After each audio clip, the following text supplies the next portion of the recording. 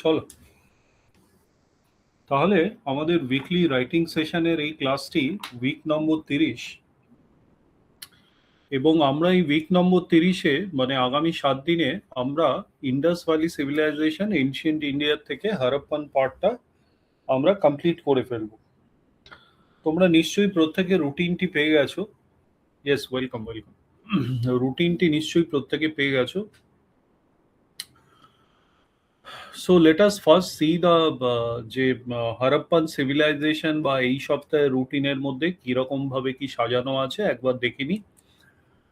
আলোচনার মাধ্যমে করার সময় আমি বইয়ের কোন পার্টগুলো ইম্পর্টেন্ট, কোন বই থেকে কি পড়বে সবকিছুই আমি কিন্তু পড়ানোর মধ্যে মানে লেসন প্ল্যানের মধ্যেই কিন্তু আমি মাঝে মধ্যে আলোচনা সেরে ফেলব। ওয়েলকাম। দেখো, এই সপ্তাহে যেটা আমাদের দেখতে হবে যে আমাদের প্রথম দুদিন তোমরা এই বেস বই অথবা আমাদের নোটস যে কোনো বা দুটোই যদি পড়তে পারো, বেস বই যার কাছে যা আছে, what ever your base books are, base বই বলতে 3টে বই অ্যাভেলেবেল আছে মার্কেটে এবং তার মধ্যে বাংলায় আমি বলছি না, বাংলা বইগুলোর নাম আমি বলছি না, বাট বাংলায় বলতে খুব একটা যে ভালো বই আছে সেরকমও নয়। আর.সি. মজুমদারের একটা সব থেকে পুরনো বই আছে, সেটা মোটামুটি একটু স্ট্যান্ডার্ড। বাংলায় অন্যান্য লেখকের বই আছে, বাট হিস্ট্রি অপশনাল টার্গেটেড সেরকম লেখা কিন্তু বাংলায় খুব একটা অ্যাভেলেবেল নেই। হুম। যে বইগুলো রয়েছে সেগুলো বিভিন্ন ইউনিভার্সিটির, Kolkata university, Vidyasagar university, north Bengal university, প্রতিটি বর্ধমান ইউনিভার্সিটি, এই ইউনিভার্সিটির বিএ এবং এমএ কোর্সের জন্য সেই বইগুলো কিন্তু রেকমেন্ডেড।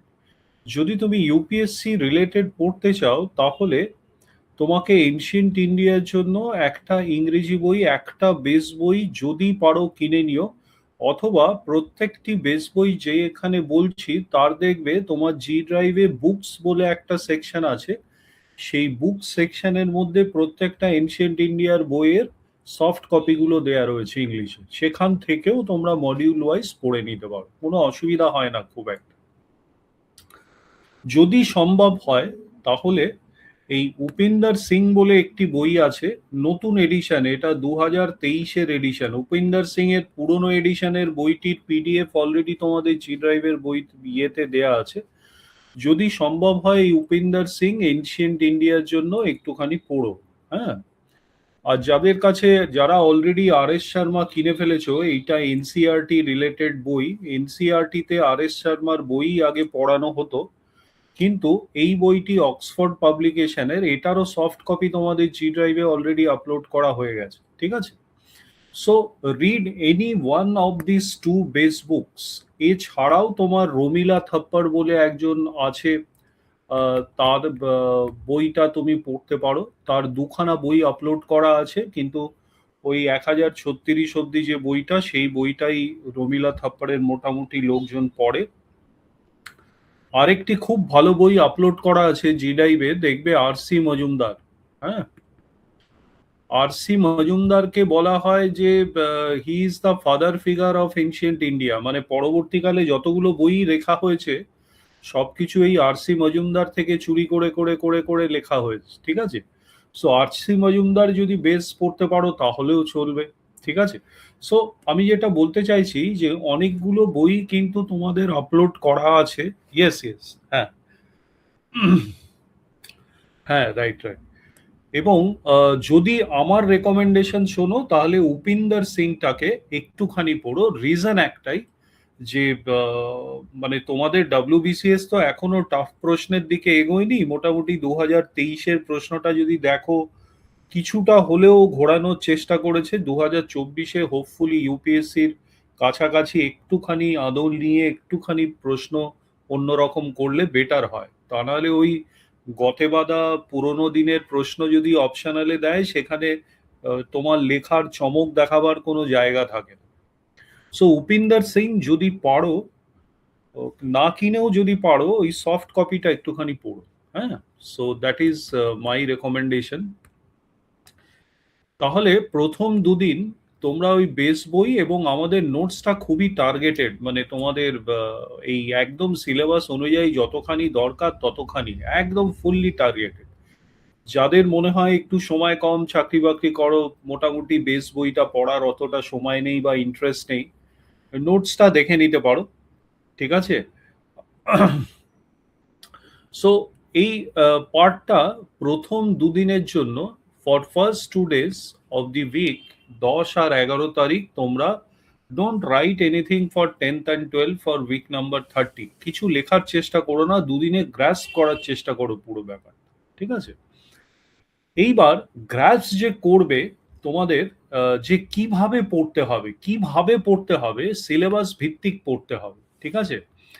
দেখো, তোমরা যেটা পড়বে সেটা হচ্ছিল, আমি যদি আলোচনা করি তাহলে 1 নম্বর হচ্ছিল অরিজিন আর ডেট। এই পোর্শনটা একটুখানি তোমাদের দেখতে হবে, ঠিক আছে? মানে এখন এই প্রশ্নগুলো ভুলে যাও, কি প্রশ্ন এসছে ডাব্লিউবিসিএস এর, এগুলো ভুলে যাও। মোটামুটি তুমি যদি সিলেবাস দেখো তাহলে অরিজিন আর ডেট হচ্ছিল একটা পার্ট, ঠিক আছে? এক্সটেন্ট মানে হচ্ছিল জিওগ্রাফিক্যাল এক্সটেন্ট, হ্যাঁ, মানে নর্থ ইস্ট সাউথ ওয়েস্ট কোথায় কি ছিল, রিভার্স গুলোর কোন রিভারের পাশে কোন সভ্যতা। হরপ্পার মধ্যেও আমরা মহেঞ্জোদারো, চানহুদারো, লোথাল, আমরা অনেক কিছু দেখতে পাই, সেই এক্সটেন্টস গুলো তোমাদের দেখতে হবে। ক্যারেক্টারিস্টিক্স হচ্ছিল আজ নেক্সট পার্ট। ক্যারেক্টারিস্টিক্স গুলোর মধ্যে থেকে তোমাদের কি কি প্রশ্ন আসে এখানে ম্যাপ করা আছে। তুমি যদি নেক্সট পার্টটা তোমরা পড়বে হচ্ছিল ক্যারেক্টারিস্টিক্স, মানে যখনই একটা বই পড়বে তখন এইটা তোমাদের সামনে রাখবে, এই পার্টটা তোমাদের সামনে রাখবে, যে এই পার্ট অনুযায়ী আমি কিন্তু বইটা পড়বো। এইটুকুনি হচ্ছিল তোমাদের মোর অরলেস ডিক্লাইন, সার্ভাইভাল অ্যান্ড সিগনিফিকেন্স এবং আর্ট অ্যান্ড আর্কিটেকচার অবধি কিন্তু তোমাদের দেয়া আছে। তোমাদের সিলেবাসের মধ্যে যেটা এখানে দেখাচ্ছে না কিন্তু উজ্জ্বল, সিলেবাসের মধ্যে যেটা দেখাচ্ছে না কিন্তু উজ্জ্বল, সেটা হচ্ছিল এই সিটিজ আরবান টাউন প্ল্যানিং, এই পার্টটা কিন্তু তোমাদের দেখাচ্ছে না, কিন্তু এইটা তোমাদের আর্কিটেকচারের মধ্যে তুমি ধরতে পারো। যদিও আর্কিটেকচারের মধ্যে টেম্পলস বিভিন্ন রকম, হ্যাঁ, great granary can be a part of architecture, great bath can be a part of architecture, but town planning, urban nature, সেই পার্টগুলো কিন্তু আর্কিটেকচারের মধ্যে পড়ে না। সেই পার্টগুলো অনেকে বলে ক্যারেক্টারিস্টিক্স এর মধ্যে পড়ে, ঠিক আছে? আচ্ছা, সেটেলমেন্ট ফিচার্স, এইটার উপর তোমাদের কিন্তু কোনো রকম প্রশ্ন আজ পর্যন্ত আসেনি। It is blank. এবং economy and agriculture, craft, trade, এইটার উপর কিন্তু কোনো রকম প্রশ্ন কিন্তু আজ পর্যন্ত তোমাদের ডাব্লিউবিসি আসেনি। তার মানে যে আসবে না তার কিন্তু কোনো মানে নেই।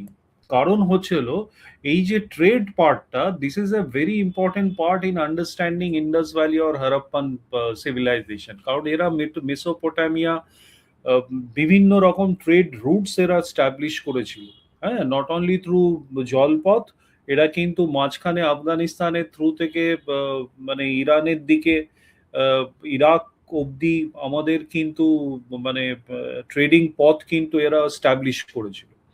এই ট্রেড কিন্তু খুব ইম্পর্টেন্ট পার্ট, মানে তুমি সিলেবাসের মধ্যে দেখতে পাবে না, কিন্তু তোমাকে এই ট্রেড পার্টটা কিন্তু খুব ভালো করে দেখতে হবে, ঠিক আছে? Agriculture, craft is not so much important, but trade is important. Okay, আচ্ছা, এইবার society and religion. Society and religion প্রশ্ন আজ পর্যন্ত কিচ্ছু হয়নি, কিচ্ছু কোনো রকম সোসাইটি রিলিজিয়ন নিয়ে প্রশ্ন হয়নি, ঠিক আছে? আমি সিলেবাসটা দেখিয়ে দিচ্ছি এই জন্য তোমরা ওয়াকিবহাল থেকেও যে কোন পোর্শনগুলো সিলেবাসে রয়েছে, অরিজিন ডেট কিন্তু প্রশ্ন আসেনি আজ পর্যন্ত, ঠিক আছে? তার মানে এখান থেকে ইউপিএসসি মার্কিং একটা প্রশ্ন কিন্তু তোমাকে করে নিতে হবে রিগার্ডিং অরিজিন। আমাদের দেখবে হয়তো ইউপিএসসির একটা অরিজিন রিলেটেড প্রশ্ন কিন্তু আমাদের হয়তো রয়েছে, ঠিক আছে? মানে অরিজিন রিলেটেড যদি নতুন কোনো প্রশ্ন করে WBCS, so that you are covered from a different angle, ঠিক আছে? অ্যাটলিস্ট একটা কভারেজ থাকবে তোমাদের অরিজিন রিলেটেড, ঠিক আছে? আচ্ছা, আহ, এরপর আসছে হচ্ছিল ডিক্লাইন, ঠিক আছে? মানে decline is one of the biggest part, যেখান থেকে ডাব্লিউবিসিএস প্রশ্ন করেছে। ঠিক আছে, মানে আজ পর্যন্ত অনেকগুলো 1, 2, 3, 4 4টে প্রশ্ন ডিক্লাইন থেকেই করে ফেলেছে। Decline and characteristics, this two are very popular. Characteristics এর মধ্যে এইটাও পড়ে যায়। এই দুটো পার্ট হচ্ছিল ডব্লিউবিসিএস এর জন্য প্রচন্ড পপুলার এরিয়া। লাস্ট 25 বছরের ম্যাপিং কিন্তু এখানে করা আছে, লাস্ট 25 ইয়ার্স। আমরা জানি যে 2014 থেকে সিলেবাস চেঞ্জ হয়েছিল, এবং এই আর্ট অ্যান্ড আর্কিটেকচারের পরে এই যে তিনটে পার্ট, তিনটে সেকশন রয়েছে। একটা হচ্ছিল মিক্সড, মানে উপরের দুটো জিনিস মিক্সড করে তোমায় দিতে পারে, মানে অরিজিন প্লাস ক্যারেক্টারিস্টিক্স মিলিয়ে তোমায় প্রশ্ন করতে পারে, টাউন প্ল্যানিং অ্যান্ড ডিক্লাইন মিলিয়ে তোমায় প্রশ্ন করতে পারে, তোমায় ট্রেড অ্যান্ড ডিক্লাইন মিলিয়ে প্রশ্ন করতে, যে কোনো জিনিস উপরের দুটো জিনিস মিলিয়ে প্রশ্ন করতে পারে। কিন্তু গত 25 বছরে এই ট্রেন্ডটা একমাত্র 2014 আগে দেখা গেছিল। 2014 পর থেকে কিন্তু মিক্সড প্রশ্ন আসছে না। ঠিক আছে, আচ্ছা, Harappan versus Vedic comparison with Harappa, মানে ইন্ডিয়ান আদার সিভিলাইজেশন। হারাপ্পানের পরে তো আমাদের Vedic advent of the Aryans, তারপর ভেদিক এজ পিরিয়ড আমাদের শুরু হলো। যে হরপ্পার সিভিলাইজেশন ভেদিক এইজের উপর কি প্রভাব ফেলেছে, বা ভেদিক এইজের কতখানি প্রভাব হারাপ্পানের রয়েছে।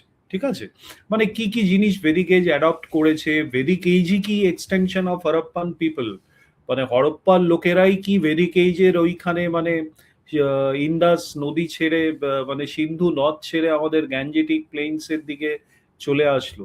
ঠিক আছে, সেই সব অনেক রকম ডিবেটস রয়েছে। এবং লাস্ট পার্টটা হচ্ছিল হারাপ্পান ভার্সেস আদার্স, বলতে পার্টিকুলারলি মেসোপোটামিয়ান সিভিলাইজেশন, যাদের সঙ্গে যাদের সঙ্গে আমাদের মেলুহা বলা হতো, মানে মেলুহা তো ইন্ডিয়াকে বলা হতো, মেসোপটেমিয়ান ইরাক বলে যে জায়গাটি, সেই জায়গাটির সঙ্গে আমাদের একটি ট্রেড রিলেশন এই হারাপ্পানসদের ছিল। ঠিক আছে, আচ্ছা, এইবার তাহলে সিলেবাসটা বুঝতে পারলে মোটামুটি, এবং এইখানে যেটা করা আছে সিলেবাসের প্রত্যেকটা পার্ট অনুযায়ী কোশ্চেনগুলো ম্যাপ করা আছে। মোটামুটি তুমি এখান থেকে বুঝতেও পারবে যে এই এই পার্টটা থেকে এইটা এসছে, কোন পার্টটা সব থেকে ইম্পর্টেন্ট সেইটাও তুমি বুঝতে পারবে। এবং এই জায়গাটার পর থেকে আমার মনে হয় তোমরা অ্যাভয়েড করতে পারো, কারণ এগুলো বিফোর 2014 এগুলো এসছে। আসবে যে না সেরকম ব্যাপার নেই, ঠিক আছে, বাট আমার মনে হয় এগুলো 2014 পর থেকে যে নতুন সিলেবাস হয়েছে সেখানে আজ পর্যন্ত এই নিচের পোর্শন গুলোকে একটু ইগনোর করা, একটু না কমপ্লিটলি ইগনোর করা হয়েছে। So we can also leave all this parts for our preparation.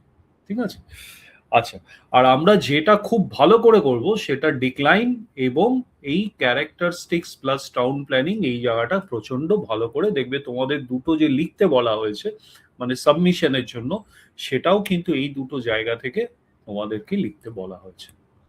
তাহলে আমরা মোটামুটি দেখে নিলাম যে আমাদের সিলেবাসটা কিরকম ভাবে পড়তে হয়। ওয়েলকাম রিয়া। আচ্ছা, এই 150, হ্যাঁ, অনেকের গত সপ্তাহের খাতাটা দেখে উঠতে পারা হয়নি, মানে প্রচন্ড প্রেসার, মানে হিউজ সাবমিশনস আসছে। একটু অপেক্ষা করো, হয়ে যাবে, হ্যাঁ, কোনো অসুবিধার কিছু নেই। ইয়েস ইস, বি অ্যাসিওর্ড যে খাতা না দেখে হবে না। গত মাসেও লাস্ট উইকটা আমাদের প্রচন্ড রাশ গেছে, এই মাসে তো আরো বেশি রাশ। হ্যাঁ, একটু বিয়ার আপ করো। হ্যাঁ, অনেকের দেখা হয়ে গেছে, অনেকের আবার দেখা হয়নি। আচ্ছা, yes, I am also not well, তাহলে আমি ওদেরও হেল্প করতে পারি খাতা দেখার জন্য, but I am also not well. আচ্ছা, এইবার বুধবার আর শনিবারটা হচ্ছিল তোমাদের আনসার রাইটিং সাবমিশনের ডেট। মানে আহ, লিখতে তো মানে দুদিন পড়ার পর এই 4 দিনই তোমাদের লিখতে হবে। ঠিক আছে, প্রথম দুদিন হচ্ছিল তোমাদের পড়া, এখানে লেখা কিছু নেই। পরের 4 দিন হচ্ছিল কমপ্লিটলি লেখা, প্রত্যেক দিন একটা একটা করে প্রশ্ন লেখা। ঠিক আছে, তার মধ্যে বুধবারের আর শনিবারের প্রশ্নটি সাবমিশনের জন্য আছে, যেগুলো চেকিং করে যাওয়া হবে। প্রশ্ন নম্বরটাও দেয়া আছে, কোশ্চেন নাম্বার 4, কোশ্চেন নাম্বার 9, যেটা সাবমিট করতে হবে। আর বৃহস্পতি শুক্রবার তোমরা নিজেরা লিখবে, সেলফ রাইট, কোশ্চেন নাম্বার 5 আর 7, এটা কিন্তু সাবমিশন করার দরকার নেই। আর রোববারটা একেবারে ফাঁকা রাখবে, রোজ রোজ অপশনাল পড়ার কোনো দরকার নেই, রোববারটা একেবারে ফাঁকা রাখবে, ফ্রেশ মাইন্ডে ক্লাসে বসবে। ঠিক আছে? So try to read daily, মানে প্রত্যেক দিনের টাস্কটা প্রত্যেক দিন রাতে শোয়ার আগে কমপ্লিট, মানে 1 ঘন্টা হলেও ইনভেস্ট করে সেটা কমপ্লিট করে তারপর শুতে যাও। হ্যাঁ, মানে সকালে কমপ্লিট করলে তো খুবই ভালো। এবং প্রতিদিনের টাস্ক যদি কমপ্লিট করো, দেখবে রাইটিং প্র্যাকটিসটাও থাকবে এবং রিডিং প্র্যাকটিস থাকবে। দেখবে তুমি তোমার অজান্তেই 2-3 মাসের মধ্যে অপশনাল রাইটিংটা প্রচন্ডভাবে পিক আপ করতে পারছো। এইবার আমরা প্রথম 15 মিনিট আমরা গল্প টল্প করেই কাটিয়ে দিলাম যে স্টাডি প্ল্যানারটা কিরকম হবে। সিলেবাস আমি তোমাদের বুঝিয়ে দিয়েছি। প্রশ্নগুলো নিশ্চয়ই পেয়ে গেছো, 1 নম্বর, 2 নম্বর, 3 নম্বর। প্রশ্নটা একটু বুঝিয়ে দিই কিরকম ভাবে দেখবে প্রশ্নগুলোকে, দ্যাট ইজ অলসো ইম্পর্টেন্ট। সেটা হচ্ছিল, দেখো, অরিজিন থেকে 2খানা প্রশ্ন তোমাদের রাখা হয়েছে, এক্সটেন্ট থেকে একটা প্রশ্ন, ক্যারেক্টারিস্টিক্স থেকে একটা প্রশ্ন, টাউন প্ল্যানিং থেকে 2টো প্রশ্ন, মানে ক্যারেক্টারিস্টিক্স আর টাউন প্ল্যানিং মিলিয়ে 3টে প্রশ্ন রাখা হয়েছে। আর এদিকে ইকোনমি, ট্রেড, ক্রাফট থেকে একটা প্রশ্ন, society, religion, decline, survival and significance. মানে প্রত্যেকটা এরিয়া কিন্তু প্রচন্ড মানে ভালোভাবে মানে তোমাদের কভারেজ রাখা হয়েছে, যাতে তোমাদের এই যে প্রশ্নটা 10 নম্বরের আসুক, প্রশ্নটা 20 নম্বরের আসুক, প্রশ্নটা 30 নম্বরের আসুক, 30 নম্বরের প্রশ্ন আসার চান্স একদমই নেই তুমি বলতে পারো। 10 কিংবা 20 নম্বরের প্রশ্ন এই হারাপ্পান সিভিলাইজেশন থেকে তোমাদের এবারও কিন্তু there is a strong chance. ঠিক আছে? আচ্ছা, আমার অনেক চ্যাট বক্সে অনেক চ্যাট আসছে, আমি পড়ানোর সময় একটু ইগনোর করছি চ্যাটস গুলোকে। যদি ইম্পর্টেন্ট কোনো চ্যাটস থাকে তাহলে আমি নিশ্চয়ই ডিসকাশন করে নেব, আদারওয়াইজ তোমরা ইন্ডিভিজুয়াল আমার সঙ্গে হোয়াটসঅ্যাপে চ্যাট করতে পারো। আচ্ছা, যারা নতুন ভর্তি হয়েছে এই সপ্তাহে মেইনস 2024-এর জন্য, তাদের জন্য বলে রাখি, তো এই সপ্তাহটা কভার করো, মানে try to understand how a week rolls on. এবং এই সপ্তাহটা কভার করার পর আমি সামনের সপ্তাহে তোমাদের প্রত্যেকের সাথে 1:1 একবার কথা বলবো, যারা নতুন ভর্তি হয়েছে। ঠিক আছে? যারা পুরনো আছে অলরেডি আমাদের কথাবার্তা হয়ে গেছে, নো ইস্যুস। আচ্ছা, এইখানে দেখো, ইয়েস ইয়েস ইয়েস, এই প্রশ্নগুলো যখন করবে, এই প্রশ্নগুলো যখন করবে তখন প্রশ্নগুলোর মধ্যে কিছু আছে রাইটিং প্লাস সাবমিশন, ঠিক আছে, কিছু আছে তোমার সেলফ রাইট, কিছু আছে তোমার সেলফ রিড। দুটো আছে সেলফ রাইট, দুটো আছে সেলফ রিড, আর মানে সাবমিশন, আর 6টা আছে self read, right plus submit. ঠিক আছে? এইবার এইটাকে করার সময় মানে রুটিন অনুযায়ী তো তোমরা করছো, প্রথম নোটস আর বেস বই পড়ছো, তারপরে যেটা ইন্টারেস্টিং সেটা হচ্ছিল এই যে 1 নম্বর থেকে 10 নম্বরের যতগুলো প্রশ্ন রয়েছে, এই 1 থেকে 5 আর তারপরে 7 থেকে 10, প্রত্যেকটা প্রশ্নই দেখবে তোমাদের মডেল আনসার আপলোড করা হচ্ছে। ঠিক আছে? প্রত্যেকটা প্রশ্নের মডেল আনসার আপলোড করা হচ্ছে। এমনকি কিছু কিছু প্রশ্ন আছে যেখানে একটা প্রশ্নের 3টে মডেল আনসার আছে, কিছু প্রশ্ন আছে একটা প্রশ্নের 2টো মডেল আনসার আছে, কিছু প্রশ্ন আছে একটা প্রশ্নের একটা মডেল আনসার আছে। ঠিক আছে? সো আমি লজিকটা বুঝিয়ে দিই যে 3টে মডেল আনসার দেয়া হয়েছে কেন, 3 রকম ভাবে তুমি ওই আনসারটাকে অ্যাপ্রোচ করতে পারো। ঠিক আছে? এবং এর মধ্যে মনে রাখবে, ধরে নাও একটা প্রশ্ন যদি 2 নম্বর প্রশ্ন থাকে, দেখবে তোমাদের মডেল আনসার গুলো বা ইয়েগুলো কিরকম ভাবে লেখা হয়, দেখবে উইক 30, কোশ্চেন নাম্বার 3 ড্যাশ, একটা নাম্বার আছে 2 আছে, তারপর ডিটেলস আছে ABCD এরকম আছে, লাস্টে ইউপিএসসি না WBCS সেইটা তোমাদের দেয়া আছে। এরকম ভাবে এক একটা কোশ্চেনের নাম্বারিং থাকে।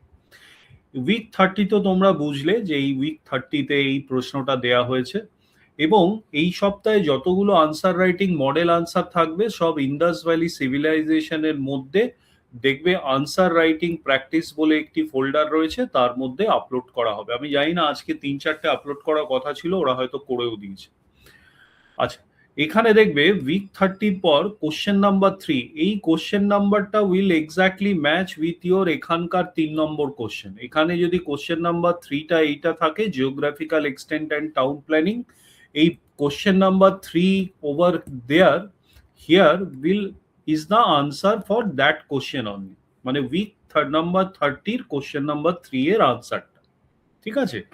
আচ্ছা, তারপরে একটি ইন্টারেস্টিং নম্বর দেয়া আছে। এই কখনো 2 দেয়া থাকছে, কখনো 1 দেয়া থাকছে, কখনো 3 দেয়া থাকছে, কখনো 4 দেয়া থাকছে। এরকম ভাবে দেখবে নাম্বারিং দেয়া আছে। এই একই প্রশ্নের কোশ্চেন নাম্বার 3 এরই দেখবে 2 নম্বর আছে, 1 নম্বর আছে, 3 নম্বর আছে, 4টেও থাকতে পারে। 4টে আনসার থাকে না। সো 3, মানে 3টে আনসার থাকতে পারে, 2টো আনসার থাকতে পারে, কিংবা একটা আনসার থাকতে পারে। এর মধ্যে থেকে যেটা 1 নম্বর মার্ক করা থাকবে সেই আনসার গুলো হচ্ছে হলো মানে তোমার বেস্ট প্রোডাকশন আনসারস। এইটা মাথায় রাখবে। সব প্রশ্নের 1 নম্বর থাকবে না, মানে 10টার মধ্যে 2টো প্রশ্নের হয়তো 1 নম্বর থাকবে, এবং মনে করবে ওই প্রশ্নটা হাই প্রবাবল ফর 2024 বা মানে এইবার পরীক্ষার জন্য। ঠিক আছে? এবং এর উত্তরটাও কিন্তু বেস্ট প্রোডাকশনে দেয়া হয়। সেকেন্ড বেস্ট হচ্ছে হলো যেগুলোর 1 নম্বর থাকবে না, 2 নম্বর আনসার যদি কারোর মার্ক পাও, যে কোনো উত্তরে কোশ্চেনের পর 2 নম্বর মার্ক আছে, সেই আনসারটা কিন্তু কখনো মিস করবে না। সেই আনসারের স্ট্রাকচার, সেই আনসারের ল্যাঙ্গুয়েজ, সেই আনসারের টোন, সেই আনসারের demand of the question, all are fulfilled from the optimum point of view. ঠিক আছে? মাথায় থাকবে? তাহলে মোর অর লেস তোমাদের বুঝিয়ে দিলাম। এইবার আমি আসি হচ্ছে হলো আমাদের হরপ্পান সভ্যতায় আজকের প্রশ্ন যেটা আমরা করব, সেটা আমরা 1 নম্বর প্রশ্নটা আজকে ডিসকাশন সেরে ফেলবো। না, 1 নম্বর না, তোমাদের সেলফ রাইট কোনটা আছে? এই যে 4 নম্বর প্রশ্ন, give an account of the basic features of Harappan civilization, right and submit on 12ই আগস্ট। 12ই আগস্ট যে প্রশ্নটি প্রথম লেখার ব্যাপার আছে, আমার মনে হয় সেই প্রশ্নটা সম্বন্ধেই আজকে আলোচনার জন্য, yes, question number 4, basic features of Harappan সভ্যতা, সেইটা নিয়ে আজকে আলোচনা করার আমাদের বিষয়। ইয়া, জাস্ট হোল্ড অন, দেখি কি কি চ্যাট এসছে, একবার দেখিনি। আমার আনসার কপিটা, হ্যাঁ আনসার চেক হবে, একটু আগেই আলোচনা করে নিয়েছিলাম, যাদের পেন্ডিং আছে ডোন্ট ওয়ারি। রিয়া, রিয়া তুমি ইয়ে পাওনি, কোড পাওনি? কোড দিয়ে ঢুকবে সব সময়। Don't enter with your name, please enter with your code. Okay? প্রথম মেসেজ গেছে তোমার কাছে, সেখানে তোমার কোডটি লেখা আছে। সেলফ রিড আনসার গুলো একটু বাড়াতাড়িয়া আপলোড করলে ভালো হয়। বাড়াতাড়িয়া মানে মানে তাড়াতাড়ি? রিয়া, এটা বাড়াতাড়িয়াটা মানে কি? একটু বাড়াতাড়িয়া আপলোড করলে ভালো হয় মানে? মানে একটু তাড়াতাড়ি আপলোড করলে ভালো হয়। আচ্ছা আচ্ছা, ঠিক আছে। হ্যাঁ, তাড়াতাড়ি মোটামুটি করে দেবো। ঠিক আছে? মানে বুধবারের আগে হয় না। আমরা জেনারেলি করি কি করি, ওই সেলফ 1 থেকে 5 নম্বরটা বুধবারের মধ্যে হয়ে যায়, 1 থেকে 5 নম্বরটা ওয়েডনেসডে এর মধ্যে হয়ে যায়, কারণ তোমাদের রাইটিং থাকে। তারপর থার্সডে ফ্রাইডে দুদিনে ওই রেস্ট অফ দি পার্ট গুলো হয় আর কি। হ্যাঁ, মানে আপলোড করতে করতে দেখবে ওই হ্যাঁ, চেষ্টা করছি বুধ বৃহস্পতিবারের মধ্যে আপলোড করে দেওয়ার। হ্যাঁ, প্রত্যেকটা তো রেডি থাকে না, সেগুলো অপটিমাম ভাবে রেডি করে আপলোড করতে হয়। ঠিক আছে? ইয়েস, ইউ আর রাইট, একটু তাড়াতাড়ি আপলোড করে দিলে দ্যাট হেল্পস ইউ। আচ্ছা, কেউ কিন্তু রাইটিং মিস করো না।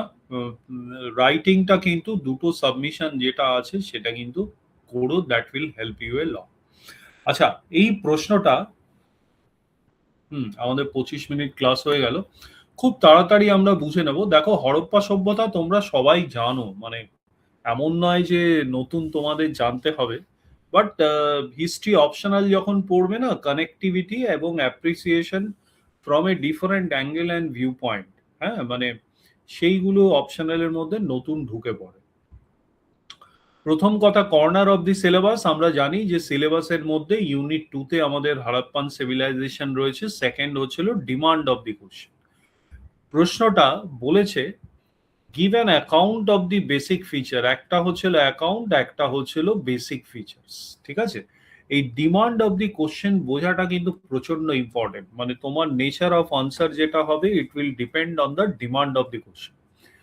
কন্টেন্টে কি রাখতে বলেছে, content is the basic feature আমাদের ডিসকাশন করতে বলেছে। ঠিক আছে, হোল্ড অন করো।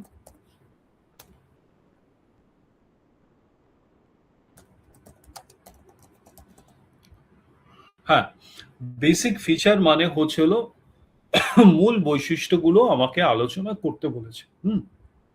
আলোচনা কিন্তু করতে বলেনি, গিভ অ্যান অ্যাকাউন্ট অফ। ঠিক আছে, আচ্ছা, এইবার যদি আমি বলি গিভ অ্যান অ্যাকাউন্ট অফ, তাহলে বিবরণ দিতে বলেছে। অ্যাকাউন্ট মানে হচ্ছিল বিবরণ। এইবার এইটাকে বলে হচ্ছিল ডিরেক্টিভ ওয়ার্ড, মানে প্রশ্ন তোমায় কি ডিরেকশন দিচ্ছে সেইটা এই ওয়ার্ডটা থেকে তোমায় বুঝতে হবে। বিবরণ দাও মানে বিবরণ দেওয়ার মানেটা কি, হ্যাঁ, মানে তুমি কি কি ইনক্লুড করবে। হ্যাঁ, ফিচার্স তো অনেক কিছু। হরপ্পা যে সভ্যতা মুছে গেছে সেটাও হরপ্পা সভ্যতার একটা ফিচার। হরপ্পা সভ্যতা যে বাণিজ্য করেছে মেসোপটেমিয়ার সাথে, সেটাও একটা ফিচার। হরপ্পা সভ্যতা মেসোপটেমিয়া ছাড়া অন্য কার কার সাথে বাণিজ্য করেনি, কেন করেনি, সেটাও একটা ফিচার। ঠিক আছে, আচ্ছা, হরপ্পা সভ্যতার গ্রেট বাঁধ, গ্রেট গ্যানারি, ম্যাগনিফিসিয়েন্ট আর্কিটেকচারস গুলো কেন তৈরি হয়েছে বা কিসের জন্য তৈরি হয়েছে, সেগুলো কি ভবিষ্যতের দিকে তাকিয়ে ফ্লাড কন্ট্রোলের জন্য তৈরি হয়েছে, ক্লাইমেট চেঞ্জের জন্য তৈরি হয়েছে, বা সেগুলোর পেছনে কি কোনো রকম অন্য রিজন ছিল, সেরকম ভাবে আপার সিটাডেল, লোয়ার সিটাডেল, মানে শহরটাকে দু খণ্ডে ভাগ করা, স্ট্যান্ডার্ডাইজেশন কিরকম ছিল, মানে ওয়েটস অ্যান্ড মেজারেস কি কোনো ইউনিফর্ম স্ট্যান্ডার্ড ছিল পুরো হরপ্পা সভ্যতায়, নাকি দুরকম ডিফারেন্ট ওয়েটস অ্যান্ড মেজার্স ছিল সেখানে। মানে বিভিন্ন রকম প্রশ্ন আমার মাথায় কিন্তু খেলছে যে হরপ্পা সভ্যতার মূল বৈশিষ্ট্যগুলো বলতে। কিন্তু যখন আমাকে বলেছে মূল বৈশিষ্ট্য, তখন এই ডিরেক্টিভ ওয়ার্ডের মানেটা কি আমরা একটু জেনে নেব। মানে হচ্ছিল যে তোমাকে কিন্তু এই মূল বৈশিষ্ট্যগুলো অ্যাজ এ ইভেন্ট ফ্যাক্ট তোমাকে প্রেজেন্ট করতে হবে। তোমায় কিন্তু কোনো রকম বিশেষ পর্যালোচনা অ্যারাউন্ড দিস, মানে ওয়াই পার্ট কিন্তু খুব একটা যে করতে হবে তার কোনো দরকার নেই। You need to list the facts first. প্রথম রিকোয়ারমেন্ট হচ্ছিল তুমি ফ্যাক্টস গুলো জানো কিনা, সেই ফ্যাকচুয়াল কোশ্চেন কিন্তু the nature of this give an account of, এটা হচ্ছিল প্রথম রিকোয়ারমেন্ট। ঠিক আছে, তোমার অ্যাপ্রোচটা কি হওয়া দরকার, তোমার অ্যাপ্রোচটা ফ্যাকচুয়াল হওয়া দরকার, ফ্যাকচুয়াল হতে হবে। আমি বোঝাচ্ছি ফ্যাকচুয়াল মানে কি, এর পরবর্তীকালে বোঝাবো। ফ্যাকচুয়াল মানে কিন্তু এই নয় যে হরপ্পার টাউন প্ল্যানিং এর উপর আমি 5 পাতা লিখে ফেললাম, সেটা ফ্যাক্টস নয়, অত ফ্যাক্টস দিতে হবে না। ঠিক আছে, আচ্ছা, কিন্তু ফ্যাকচুয়াল হওয়ার সময় তোমাকে একটা কম্প্রিহেন্সিভ ওভারভিউ দিতে হবে। ঠিক আছে, কম্প্রিহেন্সিভ ওভারভিউ কথাটির মানে কি, কম্প্রিহেন্সিভ কথাটির মানে হচ্ছে হলো তোমাকে একটি সামগ্রিক ভিউ দিতে হবে, ইন এ হোল। ঠিক আছে, হ্যাঁ হ্যাঁ, মানে বিস্তৃত তো বটেই, মানে বিস্তৃত will depend on what is the marks of the question. তুমি যদি এই প্রশ্নটা, আমাদের প্রশ্নটা এসছে 10 নম্বর, 10 নম্বর মানে থাম রুল হচ্ছিল, তোমরা এই থাম রুল গুলো জানো তো মোরলেস।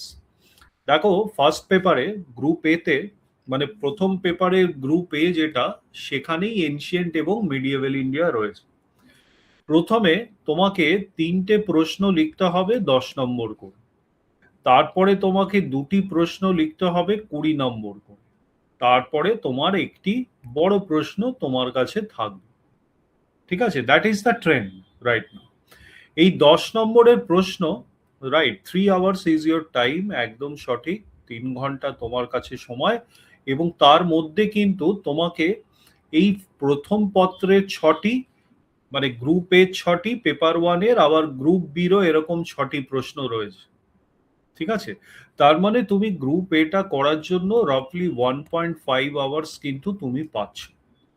1.5 আওয়ার্স এর মধ্যে এই যে 3টে প্রশ্ন, মানে 10 নম্বর হচ্ছিল, পার নম্বর হচ্ছিল 2 ওয়ার্ডস, সরি, পার নম্বর হচ্ছিল 20 ওয়ার্ডস। জেনারেলি কি হয়, মানে আমরা সাজেস্ট করি যে এই যেগুলো 10 নম্বরের থাকবে সেগুলো পার নম্বর 15 ওয়ার্ডস করে তুমি তার মধ্যে লিখবে।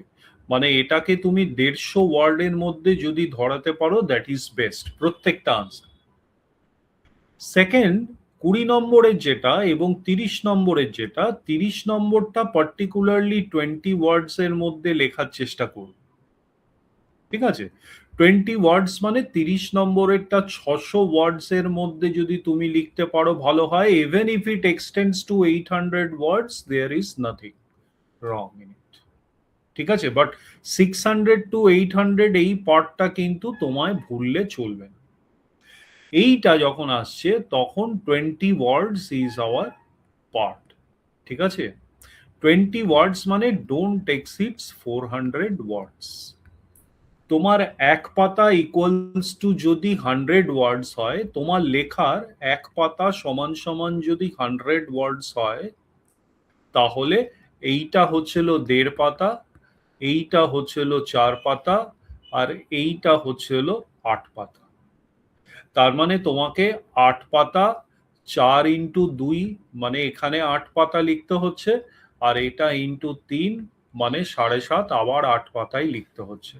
টোটাল 24 পাতা তোমায় 1.5 ঘন্টার মধ্যে কমপ্লিট করতে হবে।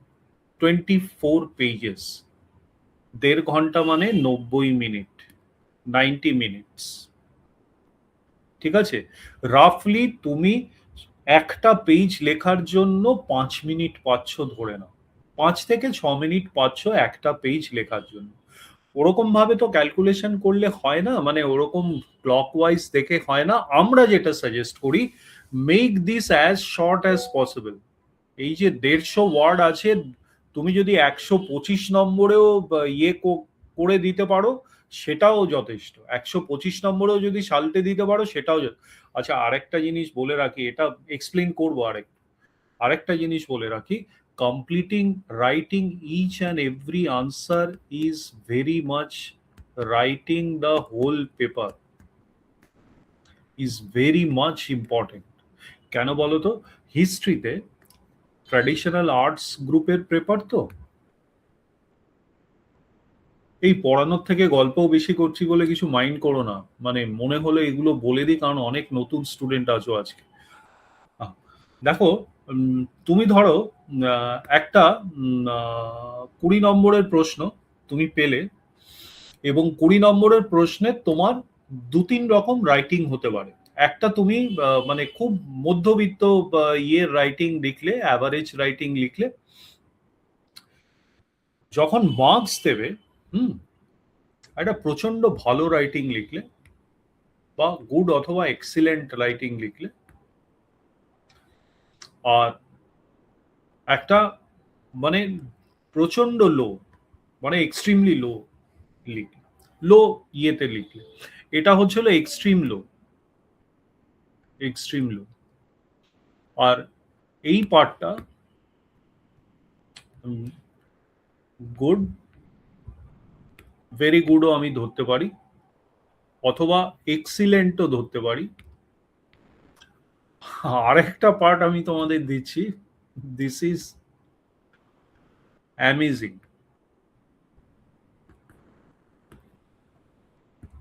নাও কামস দ্য কোশ্চেন মার্কিং। নম্বর কত দেবে এক্সাম? দ্য রেঞ্জ ইজ 30%,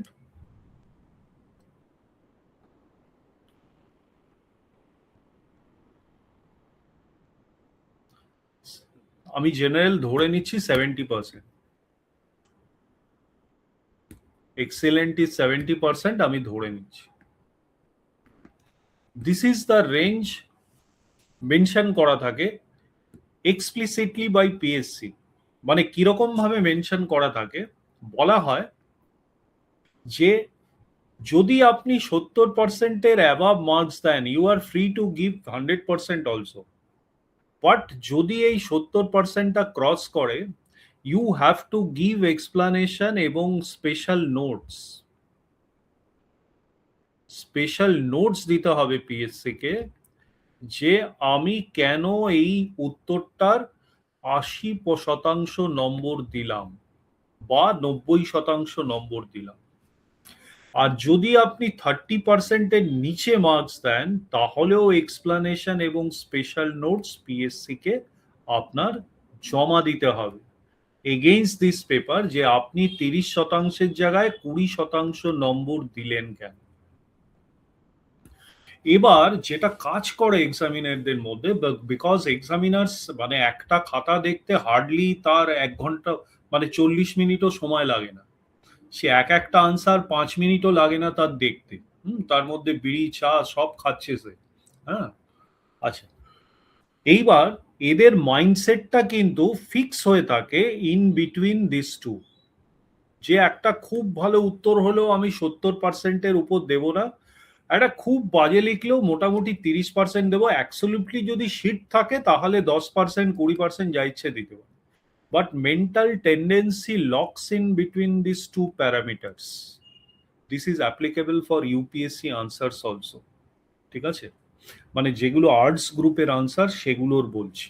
ঠিক আছে, আচ্ছা। হ্যাঁ, ম্যাথামেটিক্স, ইএফএতে, ফিজিক্স, এগুলোতে অঙ্ক বেস থাকে, সেগুলোতে কোনো হাত দেওয়া যেগুলো যায় না সেগুলো যায় না। ইভেন কমার্স, অ্যাকাউন্টেন্সিতেও তাই। হুম, আচ্ছা। এইবার ব্যাপারটা হচ্ছিল তোমাকে কেন, মানে পুরো পেপারটা, মানে একটা পেপারে 12টা কোশ্চেন, এইটা কেন কমপ্লিট করতে বলি। মানে তুমি ধরো 2 নম্বর প্রশ্নটার তুমি উত্তরটা জানো না, তুমি এই প্রশ্নটা, এই যে প্রশ্নটা দিয়েছে বেসিক ফিচার্স, তোমার খুব একটা মনে নেই, কিন্তু তুমি আইডিয়াটা জানো যে হারাপ্পান সিভিলাইজেশনের আইডিয়াটা মোটামুটি আমার জানা আছে। মোটামুটি আমি একটা মানে 150 মার্কস রয়েছে, তো 150 মার্কস নয়, আমি 60 ওয়ার্ডস হলেও লিখে দিয়ে আসলাম। 60 ওয়ার্ডস, কিছু পয়েন্ট বুলেট পয়েন্ট করে আমি 5টা বুলেট পয়েন্ট লিখে দিয়ে আসলাম, এ করে দিয়ে আসলাম। Even if you do that, even if you do that, you will fetch at least this 30%। বোঝাতে পারলাম? তুমি 9টা প্রশ্ন খুব ভালো লিখলে, আর 3টে প্রশ্ন তুমি ফেন্স সিটার, এগুলোকে আমরা বলি ফেন্স সিটার ভাবে লিখে দিয়ে আসলে। 150 ওয়ার্ডস এর জায়গায় তুমি 10টা পয়েন্ট লিখে দিয়ে চলে আসলে খালি। হ্যাঁ, মানে 60 ওয়ার্ড 70 ওয়ার্ডস হলো, লিখে দিয়ে ছেড়ে দিলে। Even then you will get 30% for those, এবং 30% যদি পাও, তাহলে 10-এর মধ্যে 3 করেও যদি, মানে একটা 20 নম্বর ধরো এরকম লিখলে, একটা দুটো 10 নম্বর এরকম লিখলে, মানে 40 নম্বরের উপর 30% মানে 12 মার্কস কিন্তু তোমার একটা পেপারে অ্যাড হলো। মানে 100-র মধ্যে 12 মার্কস, মানে 12% কিন্তু তুমি স্কোর করে ফেললে সেখানে। বাকি 9টা প্রশ্ন তুমি খুব ভালো করে লিখলে, 9টা প্রশ্নে তুমি 120 স্কোর করলে, টোটাল কিন্তু তোমার 132 আসবে। যদি এটা না করতে, তাহলে হয়তো 3টে যদি ছেড়েই আসতে, তাহলে কিন্তু তোমার স্কোরটা থাকতো 120। 120 আর 132 কিন্তু তোমার মেরিট, মানে গ্রুপ এ তে মেরিটে প্রচন্ড বড় লাভ তুমি দিতে পারবে।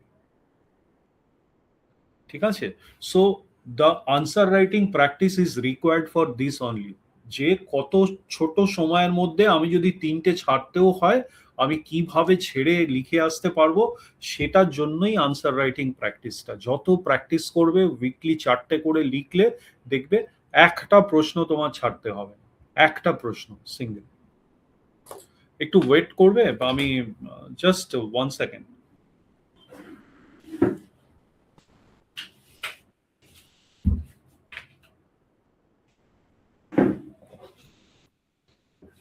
হ্যাঁ, এবার আসছি এই প্রশ্নটার ব্যাপারে আমি আসি। আচ্ছা, ওখানে সময়টা তো বলা হলো না।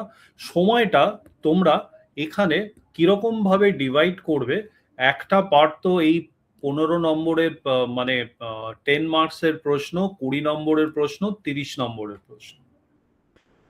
প্রথম এই মানে 3টে প্রশ্ন লিখতে তোমার মানে মানে কি বলবো, মানে তুমি যদি প্রথম, আমরা বলি যে 10 নম্বরের প্রশ্নগুলোই প্রথম অ্যাটেম্প্ট করো, যদি বলি, তাহলে not more than not more than 12 minutes each, মানে 30 মিনিটের মধ্যে 3টে প্রশ্ন কিন্তু এখানে কভার আপ তোমাকে করতে হবে উইদিন 10 মিনিটস। যতখানি লিখতে পারছো উইদিন 10 মিনিটস। ঠিক আছে না, 45 মিনিটস যদি তুমি এখানে নাও, তোমার বড় প্রশ্নটা একটু প্রবলেম হবে। অথবা তোমার স্ট্র্যাটেজি যদি থাকে যে এই প্রশ্নগুলো একটু মন দিয়ে আর একটু ভালো করে দেখো, তোমাকে একটা প্লেন অ্যান্ড সিম্পল বলে রাখি, তোমার এই যে 30 নম্বরের যে প্রশ্নটা রয়েছে, এখানে তোমার 30 মিনিটস আরামসে লাগবে। This will take you 30 minutes. তুমি যদি এইগুলোতে 40 মিনিটস নাও, 40 মিনিটস যদি নাও তুমি, তাহলে তাহলে এখানে তোমার 20 মিনিটস থাকে। সো এখানে তোমাকে উইদিন এইগুলোকে এক একটা প্রশ্নে তোমাকে 15 মিনিটস নিতে হবে। এইটাকে দুটো প্রশ্ন রয়েছে তোমার, ঠিক আছে? তুমি যদি এইখানেও 30 মিনিটস নাও নাও, তোমাকে 25 মিনিটস কিন্তু এই লাস্ট প্রশ্নটায় তোমায় দিতেই হবে। 800 নম্বর, তার কমে তুমি লিখতে পারবে না। ঠিক আছে? সো এইটা তোমায় 30 মিনিটস এর মধ্যে কমপ্লিট করতে হবে, আর এই দুটো লেখা তোমায় 30 মিনিটস এর মধ্যে কমপ্লিট করতে হবে। হ্যাঁ, 157, 7-8 points is more than enough, more than enough. আমি স্ট্রাকচারটা বলে দেবো, ঠিক আছে? স্ট্রাকচারটা বলে দেবো। এমন এমন উত্তর আছে যে খালি মানে 10 নম্বর লিখতে গিয়ে আমি যদি 5টা ক্যাটাগরি করে জাস্ট লিড পয়েন্টস গুলো হাইলাইট করে দিই, ক্যাচওয়ার্ডস গুলো, সেটাও হয়, সেরকম ভাবেও লেখা যায়। ঠিক আছে? টেকনিক্স গুলো আমরা উত্তর পর্যালোচনা করার সময় উইকলি আমরা করব। বাট টাইম ফ্রেম মনে রাখবে, এই প্রশ্ন হচ্ছিল 10x3, 10 মিনিটে লিখতেই হবে। এই প্রশ্ন হচ্ছিল 15x2, 30 মিনিট হয়ে গেল। আর এই প্রশ্ন হচ্ছিল 1x25। একটা প্রশ্ন তুমি রিল্যাক্সড ভাবে লিখবে। ঠিক আছে? আমি আরো আলোচনা করব যে কোশ্চেন পেপারটা হাতে পেয়ে তোমার জানা প্রশ্নগুলো কিভাবে অ্যাটেম্প্ট করবে, তোমার জানা পার্টগুলো কিভাবে অ্যাটেম্প্ট করবে। 6টার মধ্যে যদি 4টে জানা থাকে, তাহলে 4টের উপর কিভাবে ফোকাস করতে হয় সেগুলো নিয়ে পরবর্তী সেশনগুলোতে আলোচনা করব। ঠিক আছে? জানা প্রত্যেক কটাই থাকবে, দেখবে কমন কোশ্চেন থাকে। কোশ্চেনে কমন পেতে কোনো অসুবিধা হয় না হিস্ট্রি অপশনালে। যে আন্দাজের প্রশ্ন এখন হয়, সেই আন্দাজগুলো সিভিল সার্ভিসের জন্য সাফিসিয়েন্ট নয়। আচ্ছা, এইবার তুমি বুঝতে পারলে যে ফ্যাকচুয়াল পার্টের উপর তোমায় দিতে হবে, ঠিক আছে? এবং তোমার একটা ক্রোনোলজি, স্টেপ বাই স্টেপ প্রেজেন্টেশনটা যদি হয় তাহলে বেটার হয় এখানে। মানে তুমি মানে হঠাৎ করে প্রথমেই হরপ্পার ফিচার স্টার্ট করতে গিয়ে তুমি প্রথমটা লিখতে শুরু করলে ডিক্লাইন থেকে, সেরকম যাতে না হয়, লাস্ট পয়েন্টটা যাতে ডিক্লাইন হয়। তুমি প্রথম পয়েন্টটাই যাতে ট্রেড দিয়ে শুরু না করো, প্রথম পয়েন্টটা তোমার টাউন প্ল্যানিং আছে কিনা, বা প্রথম পয়েন্টটা কোনো থিম্যাটিক পয়েন্ট আছে কিনা। হ্যাঁ, যে আরবান বলা হয় না, এটা সত্যি কি আরবান ছিল, না urban supported by rural agrarian base, এরকম একটা থিমেটিক পয়েন্ট দিয়ে শুরু হচ্ছে কিনা। হ্যাঁ, সেই পার্টটা মানে থিমেটিক ফ্লোটা ওরা দেখতে চায়, যে এই ছেলেটার ফ্লোটা কি। এইমাত্র একজন জিজ্ঞেস করলো না 7-8টা পয়েন্ট কাফি কিনা, ওই পয়েন্ট দেওয়ার সময় তুমি যে ক্রোনোলজিটা মেনটেন করেছো কিনা, সেটাও কিন্তু একটা বড় ব্যাপার। তোমার আনসারটা কত মার্কস ফেচ করবে, উই উইল ডিসকাস। হ্যাঁ, একটু অপেক্ষা করে এক্ষুনি আসছি। আচ্ছা, লাস্ট পার্ট, যদিও আমাকে ফ্যাকচুয়াল বলতে বলেছে প্রশ্নটা যে গিভ অ্যান অ্যাকাউন্ট অফ, এবং 10 নম্বর, কিন্তু যদি তোমার ওয়াই পার্টের উপর একটু যদি কন্টেক্সচুয়াল কানেকশন তুমি দিতে পারো, ঠিক আছে, মানে ফ্যাকচুয়াল তো বটেই, ফ্যাকচুয়াল তো তোমার আনসার হতেই হবে, কিন্তু linking to larger themes, linking to larger themes, মানে ইঞ্জিনিয়ারিং মার্বেল আমরা হরপ্পান সভ্যতায় কোন কোনগুলোকে বলি এবং কেন এটাকে ইঞ্জিনিয়ারিং মার্বেল বলি, ঠিক আছে, লার্জার থিমস, এই লার্জার থিমের সঙ্গে তুমি ফ্যাকচুয়াল কানেকশন দিতে পারছো কি, ঠিক আছে, টাউন প্ল্যানিং এ grid system, English bond system, এই আবিষ্কারগুলো, বা ড্রেনেজে নালার জল আর ট্যাপ ওয়াটারের জল যে আলাদা যাবে, ঠিক আছে, এই টাইপের জিনিসগুলো তোমার কি প্ল্যানিং এর মানে সভ্যতার কোন স্টেজের পরিচয় দেয়। তখনকার দিনের প্যারালাল মেসোপটেমিয়া অথবা চাইনিজ সিভিলাইজেশনে কি আমরা এগুলো দেখতে পাই? এই টাইপের নিদর্শন কি দেখা যায়?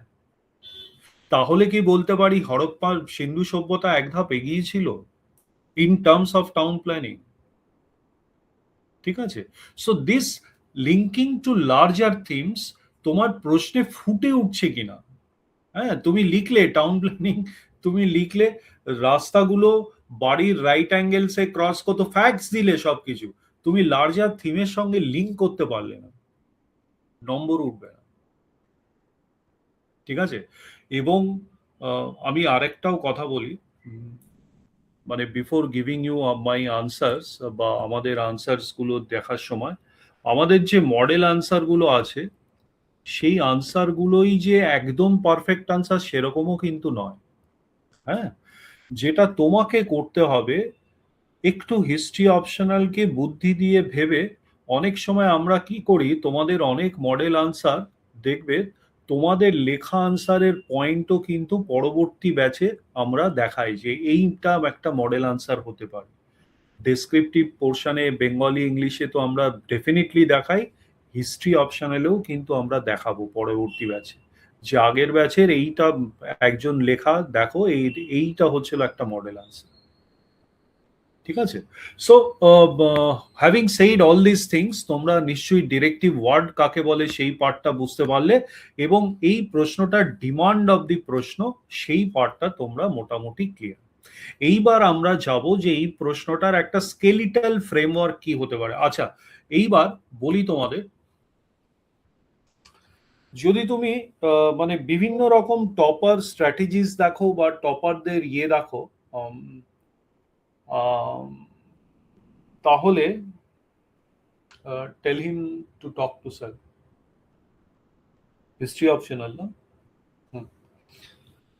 তাহলে more than answer writing, the one pager catchword writing which I will show you now for this answer, one pager catchword writing for a particular answer, এই যে একজন আমাকে প্রশ্ন করলো না, কেক প্রশ্ন করলো হট 157, HO 157, যে আমি কি 7-8টা পয়েন্টার্স লিখলে যথেষ্ট? ইয়েস, যথেষ্ট। কিন্তু তার আগে তুমি চেষ্টা করো একটা আনসার লেগার আগে, যে তুমি একটা one pager catchword regarding the answer লিখতে পারছো, জাস্ট খালি স্কেলিটনটা, don't write the full answer, just write the skeleton. তোমাদের যে সেলফ রাইটিং করতে বলা হচ্ছে না, সেলফ রাইটিং, সময় না পেলে খালি স্কেলিটনটা তৈরি করে নেবে, একটা ছোট্ট, মানে একটা A4 সাইজ বড় পাতার হাফ পাতা একটা স্কেলিটন তৈরি করে, that is more than enough, ওইটাই answer writing. This technique is very very important. যারা টপ করেছে ইউপিএসসির, ডাব্লিউবিসিএস এর কথা বলছি না, তাদের যদি আনসার কপিস গুলো দেখো, এই ক্যাচওয়ার্ড সিস্টেমেই কিন্তু তারা পড়েছে, ঠিক আছে? আমি তোমাকে আর সময় নষ্ট না করে, কারণ 50 মিনিট হয়ে গেছে, লাস্ট 10 মিনিট দেখাবো যে একটা স্কেলিটন অফ দি আনসার কি হতে পারে, এই উত্তরটা কি হতে পারে। এইটা হচ্ছিল ওয়ান পেজার ফর দিস আনসার, মানে বেসিক ফিচার্স অফ হরপ্পান সভ্যতা। এই প্রত্যেকে দেখতে পাচ্ছ তো স্ক্রিনটা? ভিজিবল না? একটু বড় করব। মূল বৈশিষ্ট্যগুলির বিবরণ দাও, হরপ্পা সভ্যতার মূল বৈশিষ্ট্যগুলির বিবরণ দাও। এইবার এই বৈশিষ্ট্যগুলি বলার জন্য তিনটে লেয়ারে বা চারটে লেয়ারে আমি বৈশিষ্ট্যগুলি বলবো। আমি জানি প্রতিটি আনসারের একটি ইন্ট্রোডাকশন থাকবে, একটি বডি থাকবে, body might be into several pointers or paragraphs, এবং একটি ছোট্ট কনক্লুশন থাকবে। ঠিক আছে, এইবার আমি পুরোটা একটা ছোট্ট ইন্ট্রোডাকশন আমি দিতে পারি। দ্য ইন্ট্রোডাকশন যদি এক পাতার মধ্যেই আমাকে ধরাতে হয়, ইন্ট্রোডাকশন না দিয়েও, মানে যেহেতু এটা 10 নম্বর, আমি ইন্ট্রোডাকশনটা না দিয়েও কিন্তু শুরু করতে পারি। Below are the basic features of Harappan civilisation, that one liner is my introduction, more than enough. কারণ বেসিক অ্যাকাউন্ট দিতে বলেছে, অ্যাকাউন্ট। হ্যাঁ, মানে কোনো ক্রিটিক্যাল অ্যানালিসিস এফে কিচ্ছু না। 20 নম্বরের হলে হয়তো আমি ইন্ট্রোডাকশন দিয়ে শুরু করলাম। ঠিক আছে, আচ্ছা, প্রথম first pointer is my thematic. আমি একটা মানে ডিসপিউটেড মানে আইডিয়া নিয়ে শুরু করলাম। প্রথম ফিচার আমরা প্রত্যেকেই জানি যে হরপ্পা সিন্ধু সভ্যতা একটি আরবান সিভিলাইজেশন ছিল, মানে শহুরে সভ্যতা ছিল। ঠিক আছে, এটা গ্রামীণ বা রুরাল সভ্যতা নয়। ঠিক আছে, শহুরে সভ্যতা। আচ্ছা, আচ্ছা, বলো তো, শহর কখনো তৈরি হয় গ্রাম ছাড়া? গ্রামে গ্রামে যদি, মানে শহর কখন তৈরি হয়? শহর, তুমি যদি ইতিহাস দেখো, তাহলে শহর তখনই তৈরি হবে যখন এগ্রিকালচারাল সারপ্লাস হবে। এগ্রিকালচারাল সারপ্লাস মানে গ্রামে যা তৈরি হচ্ছে সেটা গ্রাম কনজিউম করতে পারছে না, উদ্বৃত্ত থেকে যাচ্ছে, তখন কি হবে? এই surplus will be traded with other communities or other countries. Sindhu সভ্যতায় সেটাই হয়েছিল। এই যে মেসোপটেমিয়া ট্রেড করত, এই সারপ্লাসটা ট্রেডার, সারপ্লাসের ফলে ট্রেডার্স বলে একটি কমিউনিটি জন্মায়, এক্সচেঞ্জ শুরু হয়, এক্সচেঞ্জ শুরু হওয়ার ফলে প্রোডাকশন শুরু হয়। সিন্ধু সভ্যতাতেও কিন্তু প্রোডাকশন হতো, production of beads, production of seals etcetera, অনেক কিছুর প্রোডাকশন হতো। আমাদের মতো ফ্যাক্টরি লাগিয়ে না হতে পারে, তখনও তো ইন্ডাস্ট্রিয়াল রেভলিউশন হয়নি, মানে প্রাচীন প্রোডাকশন। ক্লিয়ার? সো একটি এগ্রিকালচারাল বেস যদি না থাকে, কখনো শহরের জন্ম হতে পারে না। সিটিজ কান্ট বি বর্ন। এইটা দিয়ে তুমি শুরু করলে যে ইট ওয়াজ এ আরবান রুরাল কানেক্ট বেসড সভ্যতা। এটার কিন্তু পুরো সভ্যতাটার, মানে রুরাল এবং আরবানের একটি ইন্টিগ্রেটেড কালচার ছিল।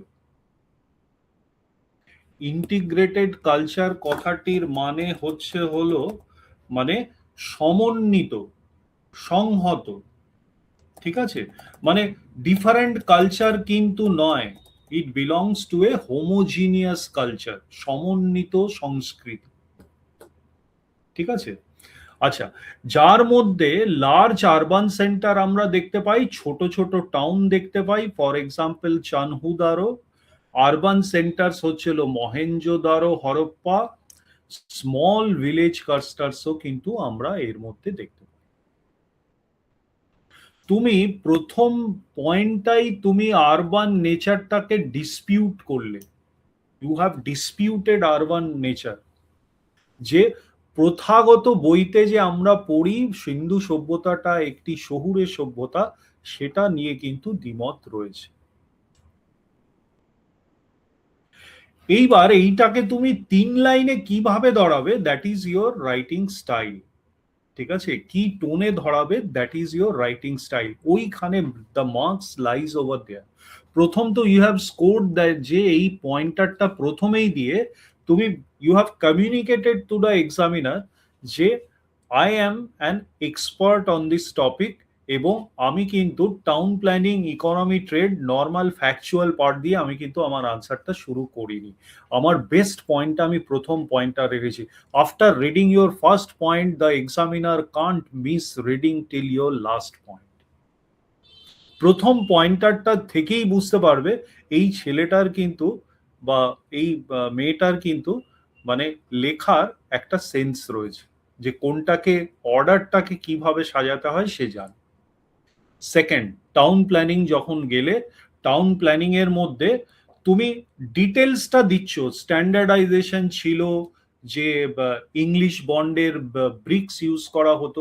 আচ্ছা, আমরা জানতাম বার্ন ব্রিক্স ইউজ করা হতো, আমরা এটা জানতাম কি যে সানড্রাইড ব্রিক্সও ইউজ করা হতো রুরাল গ্রামীণ এরিয়া। ঠিক আছে, ইংলিশ বন্ড সিস্টেমে ব্রিক্স হতো, মানে আমি একদিকে যেমন স্ট্যান্ডার্ডাইজেশন বলছি এই অবধি, অন্যদিকে আমি বলছি যে অ্যালং সাইড মানে এর প্যারালাল সানড্রাইড ব্রিক্সও কিন্তু ইন পেরিফেরি মানে রুরাল এরিয়ায় কিন্তু পেরিফেরিতে সানড্রাইড ব্রিক্সও কিন্তু ইউজ হতো। টাউন লেআউট আমি যখন একদম বলছি যে ডুয়াল সেটেলমেন্ট টাউন লেআউট ছিল, মানে একটা আপার সিটাডেল ছিল আর একটা লোয়ার টাউন ছিল। ম্যাক্সিমাম সাইটসে এইটা আমরা দেখতে পাই, আপার সিটাডেলে বড় লোকরা থাকতো, মানে জেনারেলি এলিট ক্লাস যাকে বলি আমরা, রুলার্স অথবা এলিট মার্চেন্টস, খুব বড় মার্চেন্টসরা, আর lower class was for labourers, artisans, middle class etcetera. কিন্তু এটার একটা এক্সেপশনও তো আমি লিখছি, এক্সেপশন ধোলাভিরা ছিল যেখানে ট্রাইলেয়ার ছিল। ধোলাভিরাতে 3টে লেয়ার ছিল টাউনে, 2টো লেয়ার নয়। তার মানে আমরা স্ট্যান্ডার্ডাইজেশন যখন বলছি যে আমাদের টাউন প্ল্যানিংটা প্রচন্ড সেন্ট্রালাইজ স্ট্যান্ডার্ড ইউজ হতো ভাই হরপ্পায়, সেরকম কিন্তু নয় দাদা। আরেকটা ব্যাপার বলতে পারি যে town layout differed by site, এইটুকুনি লেখার পর তুমি যখন এক্সেপশন অফ ধোলাভিরা, লোথালে তো কোনো টাউন ডিভিশনই ছিল না। লোথাল ওয়াজ এ ডকইয়ার্ড ইন গুজরাট, সেখানে টাউনের কোনো ডিভিশন ছিল না। তার মানে আমি বুঝতে পারি এই যে টাউনের ডিভিশন ছিল যেখানে, 2টো যেখানে ছিল, 3টে যেখানে ছিল, 3টেতে কাস্ট সিস্টেম অথবা বর্ণা সিস্টেম ওয়াজ মোর প্রিভ্যালেন্ট। আর লোথালে যেখানে কোনো ডিভিশনই ছিল না, আমি বলতে পারি there was no caste system or varna system existed. There is a probability, that's why কিন্তু এটা করা হয়েছিল। তাছাড়া আর কি করার হবে? বন্যার জন্য এলিটরা উপরে থাকবে, মানে লেবারার্সরা নিচে থাকবে, সেটা হতে পারে না। ঠিক আছে, এই কানেকশনটা আছে কিনা, এই গ্রেটার টাউন লেআউট থেকে তুমি greater connection towards varna system ধরতে পারছো কিনা? প্রথম দিকে কিন্তু বিফোর ভেদিক পিরিয়ড এবং টিল আপার ভেদিক পিরিয়ড কিন্তু varna system, not caste system. Later Vedic পিরিয়ডের পর থেকে যখন সিভিলাইজেশনটা লোয়ার পার্ট অফ দি গ্যাঞ্জেসের দিকে শিফট করে এলো, যেখানে আরিয়ানসরা বলতো তাদের কাস্টাবেস, সেই সিভিলাইজেশনের মানে পরবর্তীকালে মহাজনপদ বা মগধের রাইজ এইসব আমরা দেখতে পাই, তখন থেকে টিল গুপ্তার সময় কিন্তু strong caste system, not varna system.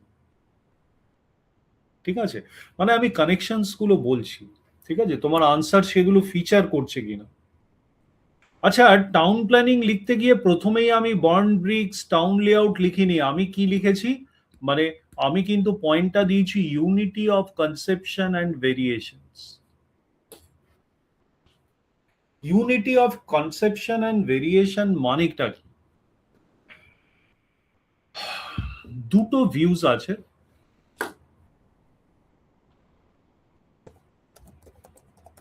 হ্যাঁ, দুটো ভিউজ আছে, দুটো ধারণা আছে। একটা ধারণা কি বলছে, যেটা মর্টেমার হুইলার এবং স্টুয়ার্ট পিগো এরা বলেছে যে প্রত্যেকটা রাস্তা গ্রিড সিস্টেমে ছিল, রাইট অ্যাঙ্গেলে ছিল, এগুলো সব বলে গেছে যে প্রত্যেকটা রাস্তা অ্যাক্রস সিভিলাইজেশন একই জিনিস ছিল, একই ধারণা, একই কনসেপশন ছিল of grid system, right angle, of town planning. আবার নতুন যারা নিউ ভিউ, নতুন research, new researchers are revealing that other bases of this Harappan civilisation, মানে হরপ্পা টাউনটা ছাড়া যখনই আমরা বাইরে চলে যাচ্ছি, তখন কিন্তু আমরা পরবর্তী বা লেটার হারাপ্পান ফেজে আমরা কি দেখতে পাই? Adaptive town planning. অ্যাডাপটিভ মানে যদি বন্যা হয় তাহলে আমি উপরের দিকে কোনো একদিকে এলিভেটেড জায়গায় আমি আমার টাউনের স্ট্যাবলিশমেন্ট করব। বন্যা যাতে টাউনের ভেতর ঢুকে না যেতে পারে, আমি বড় ওয়াল দিয়ে চারিদিকে হাই ওয়াল মাউন্ট করে সিটিটাকে ঘিরে ফেলবো। অনেক জায়গায় আমরা দেখেছি, দেখতে পাই। So there is a unity of conception view and there is a new view of adaptive environmental response. Town planning এ আমরা দেখতে পাই, নিদর্শন দেখতে পাই।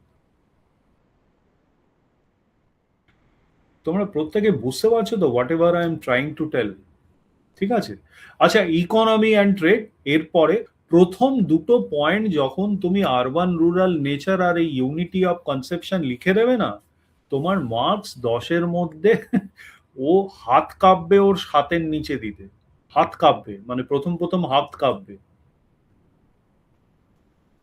ঠিক আছে, মানে ইকোনমি অ্যান্ড ট্রেডের মধ্যে agricultural surplus, long trade with Mesopotamia, ভারতবর্ষকে মেলুয়া বলা হতো। ঠিক আছে, সার্গনিড ইনস্ক্রিপশনস থেকে সেটা পাই আমরা। ইন্টারমিডিয়ারি ট্রেড সেন্টার বাহারিনে ছিল আর ওমান কোস্টে ছিল। মাগান বলে এইটা কিন্তু কারেন্ট অ্যাফেয়ার্সে খুব মানে পপুলার এখন। ঠিক আছে, ইন্ডিয়া কিছু একটা করতে চলেছে ওখানে, ওমান কোস্টে। হুম। আচ্ছা, লোথাল একটা ডকইয়ার্ড ছিল। ঠিক আছে, র মেটেরিয়াল কোথা থেকে পেতাম? খেত্রি কপার মাইন্স, রাজস্থান থেকে কপার পেতাম। প্রসেসিং সেন্টার অফ বিয়ার্ডস ছিল আমার চানহুদারোতে। হ্যাঁ, মানে ফ্যাক্টরি বলতে পারো। তারপর সেই র মেটেরিয়াল থেকে ফ্যাক্টরিতে ফিনিশড গুডস হতো, তারপর লোথাল ডকইয়ার্ড থেকে আমরা মেসোপটেমিয়ান মার্কেটে আমরা বিক্রি করতাম। এগুলো প্রত্যেকটাই ফিচার, প্রত্যেকটাই ফিচার। তুমি যদি আনসারে র মেটেরিয়াল ক্ষেত্রি কপার, মানে আমি আনসার যদি আমি লিখতে যাই, আমি কিন্তু এই জায়গাটা এরকম ভাবে লিখবো, raw material dash Khetri copper dash processing unit Chanhudaro beads dash market Mesopotamia. যথেষ্ট হয়ে গেল আমার তিনটে stage. Raw material stage, factory stage, market stage. আমি একটা বক্স করে দিলাম, হয়ে গেল। আনসার যে তোমাকে এইভাবেই লিখতে হবে, মানে গ্যাঁ গ্যাঁ গ্যাঁ গ্যাঁ করে পেনের কালি ভেঙে একদম শেষ করতে হবে, নট রিকোয়ার্ড। ইকোনমি অ্যান্ড ট্রেডের আন্ডারে এইভাবেও পয়েন্টার্স করে ছেড়ে দিতে পারো, পয়েন্টার্স করে ছেড়ে দাও, আরো ছোট করে দাও। ঠিক আছে, এই রকম ভাবে দেখো ডান দিকে স্ট্যান্ডার্ডাইজেশন আছে, সোশ্যাল স্ট্র্যাটিফিকেশন আছে। সোশ্যাল স্ট্র্যাটিফিকেশন মানে তখন সোশ্যাল মানে কি সিস্টেম ছিল সোসাইটির মধ্যে, তখন কিন্তু বর্ণা সিস্টেম তখনও আসেনি। রুলিং এলাইটস ছিল যারা এলিভেটেড সিটাডেলে থাকতো, মার্চেন্টস অ্যান্ড আর্টিসানস মিডল ক্লাস মাঝখানে, মানে এবং লেবারার্স লোয়ার লোয়ার পার্টে থাকতো। এইটুকুনি আমরা সোশ্যাল স্ট্র্যাটিফিকেশন ছিল। It was based on occupation and wealth. Social stratification was based on occupation and wealth. এইটা যদি এখানে লিখে দিতে পারো না, ব্যাস হয়ে গেল, ছক্কা। ঠিক আছে, last important feature is decline. আমি সবকটা আলোচনা করছি না, 1 ঘন্টার উপর হয়ে গেছে তো, তোমাদেরও ধৈর্যচ্যুতি হচ্ছে যে এতক্ষণ ধরে লোকটা কি পড়াচ্ছে। হ্যাঁ, সো ডিক্লাইনের ব্যাপারে অনেকগুলো থিওরি আছে, এত কিছু লেখার দরকার নেই, এটা 10 নম্বরের, আরো ছোট করতে হবে। আরিয়ান ইনভেশন একটা থিওরি ছিল, মেইন হচ্ছিল ইকোলজি অথবা ক্লাইমেট চেঞ্জ। হতে পারে সরস্বতী নদী, যেটা ঘাগড়া হাক্কার নদী বলে আমরা জানতাম, সেটা তো উঠেই গেছে, সেটা তো ড্রাই আপ হয়ে গেছে, সেটা কোথায় গেছে সেটা আমরা জানি না। টেকটনিক অথবা ফ্লাড, ভূমিকম্প হতে পারে, ফ্লাড হতে পারে, আমাদের কাছে কোনো ডেটা নেই। How Harappan civilization had decline. অনেক থিওরিস্ট এটাই বলছে যে মেসোপটেমিয়ার সাথে ট্রেড বন্ধ হওয়ার পর টাউনের আর কোনো দরকার ছিল না, ডকইয়ার্ডের আর কোনো দরকার ছিল না, সবাই ভিলেজে চলে গেছিল। সেটা যদিও অবসকিওর থিওরি, বাট এই তিনটে মোরাললেস ব্র্যাকেটেড থিওরিজ হতে পারে, তারপরে একটি কনক্লুশন ছোট্ট হতে পারে। আমি একটা দেখিয়ে দিই, আমাদের মডেল আনসারটা এখানে লেখা আছে, আমি একটুখানি দেখিয়ে দিচ্ছি। ঠিক আছে, মডেল আনসারটা অনেক বড়, অনেক বড়, মানে 30 নম্বর হলে মডেল আনসার এইটা হতে পারে। বাঁদিকে ইংরেজি আছে, ডান দিকে ইয়ে আছে। আচ্ছা, অন্য মডেল আনসার গুলোতে কি হয়, মানে যেগুলো আমাদের কোর মডেল আনসার, মানে এই যে যে দুটো প্রশ্ন তোমরা লিখছো, সেই দুটো প্রশ্ন কিন্তু এক্সামিনেশনে আসার চান্স সব থেকে বেশি, হাই প্রবাবল কোশ্চেন। এবং সেই মডেল আনসার গুলো, মানে কিছু মডেল আনসার পাবে এই এখন যেরকম দেখাচ্ছি, মানে একটা সিঙ্গেল স্লাইডের মধ্যে বাঁদিকে ইংরেজি, ডান দিকে বেঙ্গলি। আবার কিছু মডেল আনসার পাবে যে এইরকম ভাবে প্রথমে ইংরেজিটা রয়েছে, তারপরে বাংলাটা রয়েছে। ঠিক আছে, যেটা দরকার সেটা ইয়ে করে যেগুলো তোমরা লিখবে এবং সাবমিট করবে, সেই মডেল আনসার গুলো তোমরা ডাউনলোডও করতে পারবে। সেই মডেল আনসার গুলো ইউ ক্যান ডাউনলোড।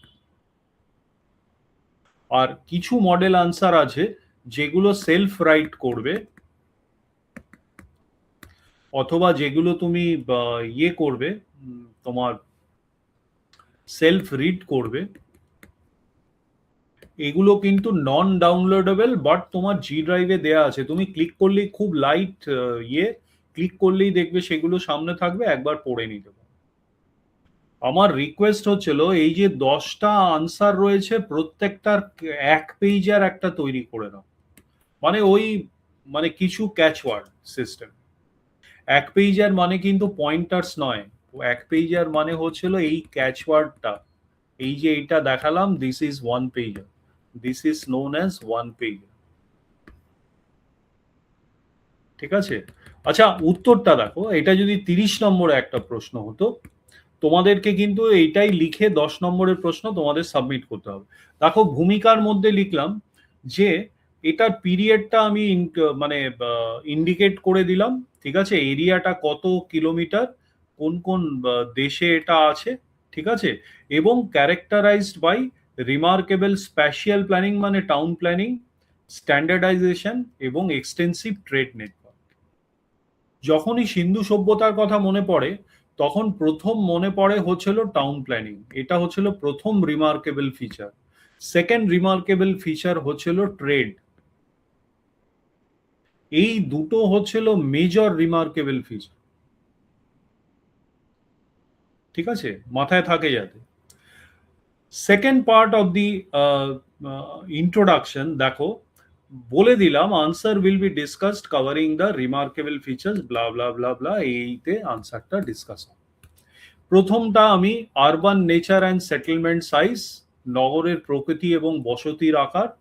ঠিক আছে, যে যদিও টাউনের এভিডেন্স পাই, they were dependent on villages and seamless urban rural connect was prevalent.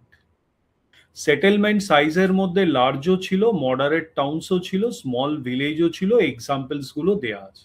লার্জের মধ্যে মহেঞ্জোদারো হারাপ্পা, মডারেট টাউনসের মধ্যে কালীবাগান। ঠিক আছে, ফায়ার অল্টার্স পাওয়া গেছিল। স্মল প্যাস্টোরাল ভিলেজেস হচ্ছিল চানহুদারো, আমরি, কোটডিজি। এটা রোডজি না, কোটডিজি হবে। ঠিক আছে।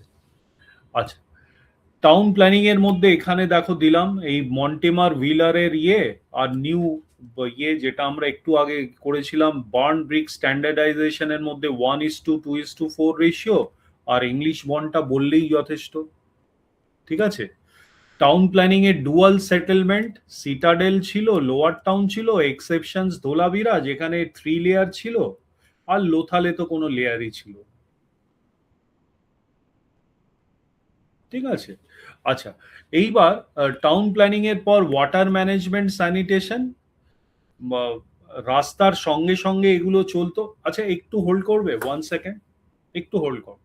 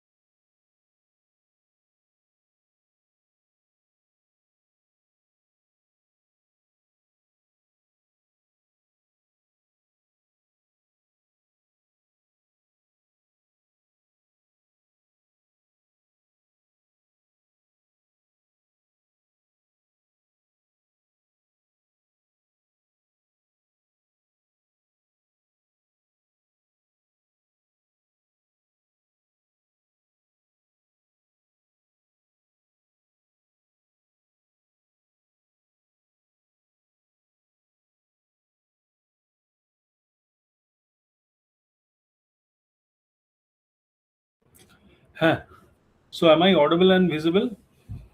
প্রত্যেককে বলছি। ওকে, তাহলে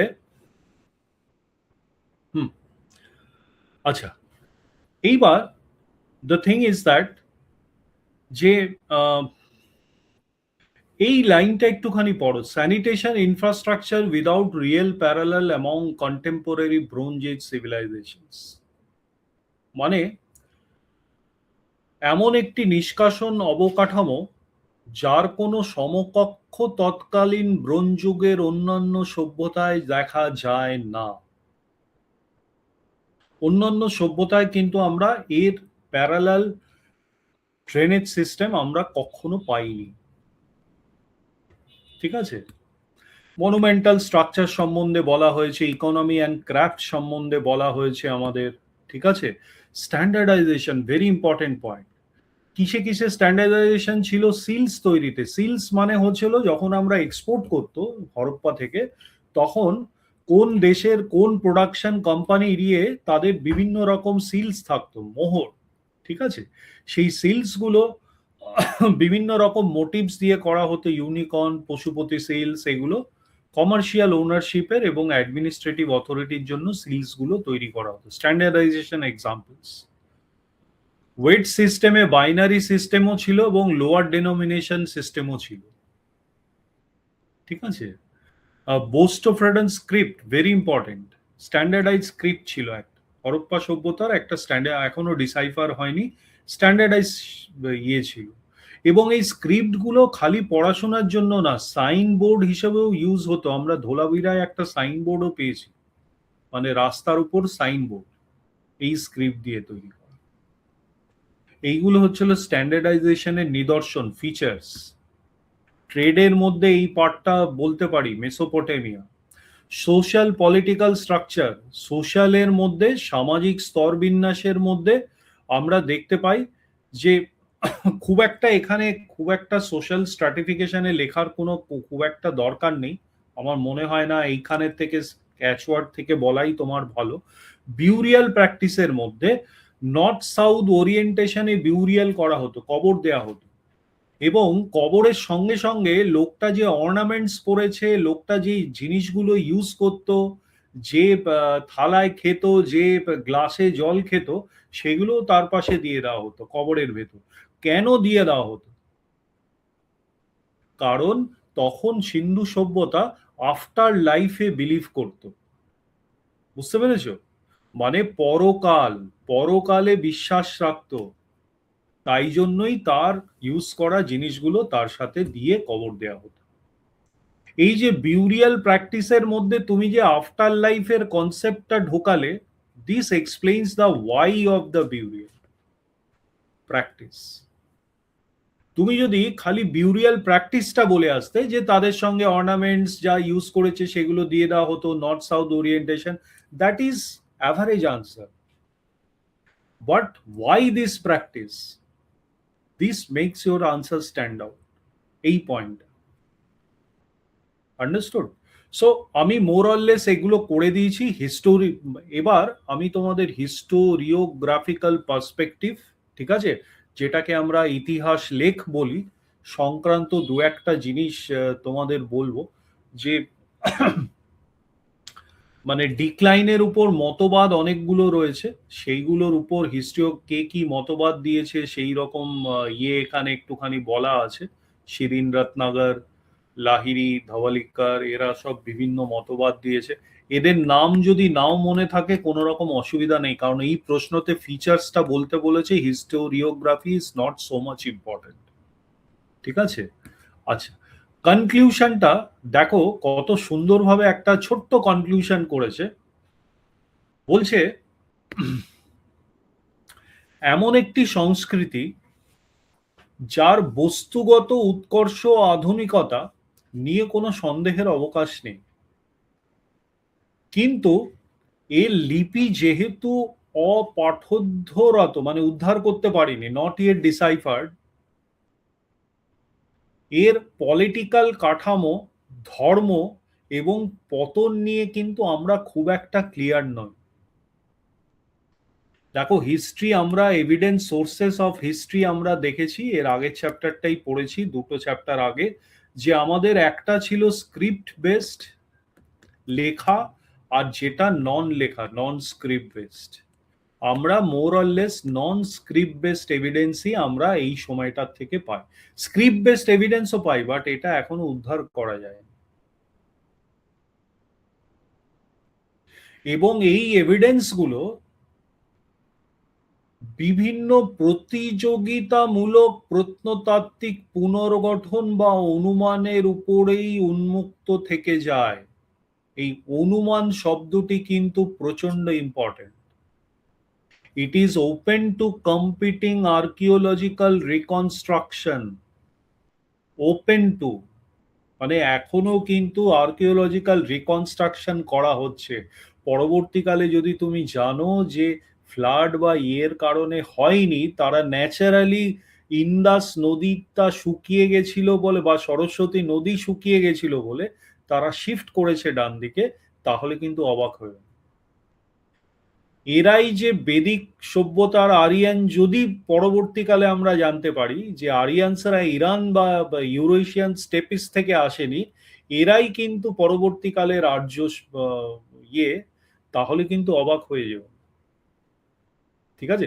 so everything is open for competing reconstruction, everything open for reconstruction. এই পয়েন্টটা তোমায় বলে কনক্লুড করতে হবে। ক্লিয়ার? সো আজকে 1 ঘন্টা 20 মিনিটের ক্লাসে hope you have understood how to write a answer more or less. কিন্তু 10 নম্বরের মধ্যে আমি দেখি যে 150 বা 200, ম্যাক্সিমাম 200 ওয়ার্ডস, মানে 10 নম্বর মানে অ্যাকচুয়ালি 200 ওয়ার্ডই লিখতে হয়, কিন্তু তাও 10 মিনিটের মধ্যে যেহেতু লিখতে হবে 150 ওয়ার্ড বলেছিল। দেখি কে ভালো একটি আনসার আমাকে সাবমিট করতে পারে অন যত তারিখে বলা আছে সাবমিট করব। So thank you for attending the class. Good night. আবার সামনের সপ্তাহে দেখা হবে। Good night.